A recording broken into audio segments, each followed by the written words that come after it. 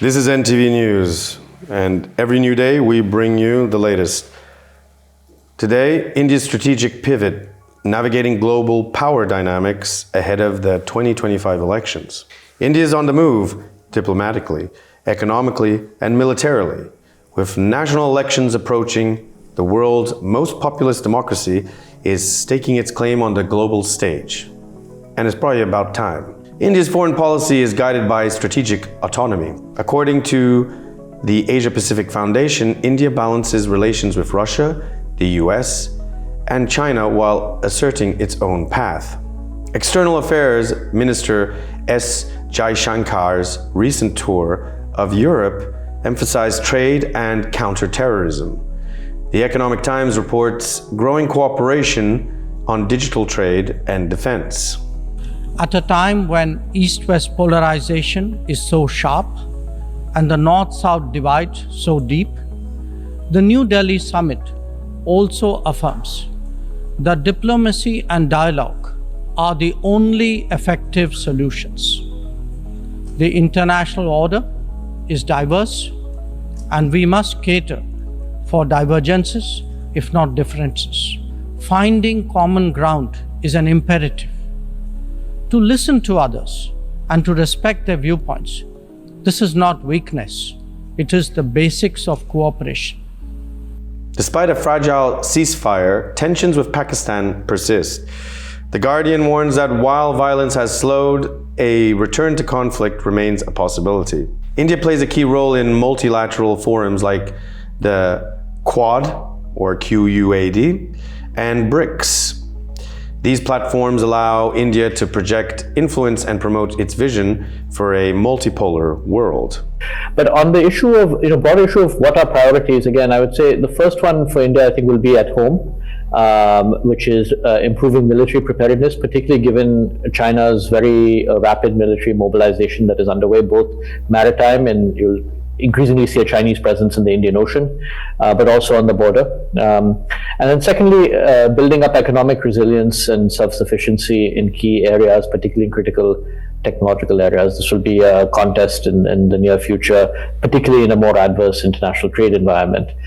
Three, on the Indo-Pacific, maintaining a balance of power in the Indo-Pacific given China's rise and also concerns about US withdrawal as well, the US pulling back. And I think while the Pakistan issue will have to continue to be managed, particularly the use of terrorism under a nuclear umbrella, we now have partners in the Arab world and the Islamic world who want to see greater economic integration with India.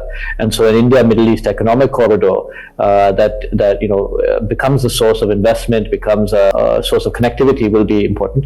And finally, I think on global governance issues, which is reforming existing institutions, including the UN Security Council, including the Bretton Woods institutions, creating new ones, whether it is building up BRICS or the Quad or International Solar Alliance on specific issues.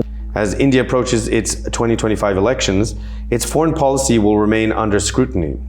But one thing is certain, New Delhi is no longer just a regional player, it's become a global force. India has become a lot more than just Bollywood and IT customer support. It is now a major player, and as we've seen over time, it has developed into a juggernaut of an economy, not to mention also its influence in terms of military and diplomacy has also far extended what previously the West's expectations may have had. So saying all of this, it is rather interesting to see where this will lead towards, especially given that there is some friction between what we know as the two major countries that have the biggest populations. One, which is known as the most populous democracy, aka India, and the other, which is run by a communist system, to put it nicely, China. So these two significant powers are having a lot of sway right now in the current global sphere of things, and it'll be interesting where this will map the new world. Specifically now in consideration that both countries have taken a major leap not only into space, as in outer space, but technology, AI, and also investing a lot in those different fields. Taking that into consideration, it's probably in the West's interest to try to pave more inroads with India, especially right now, given the supremacy that China has, as we've said previously in another video, in regards to manufacturing. So all that being said and done, I'd be interested to hear what you have to think about this. Put your comments down below.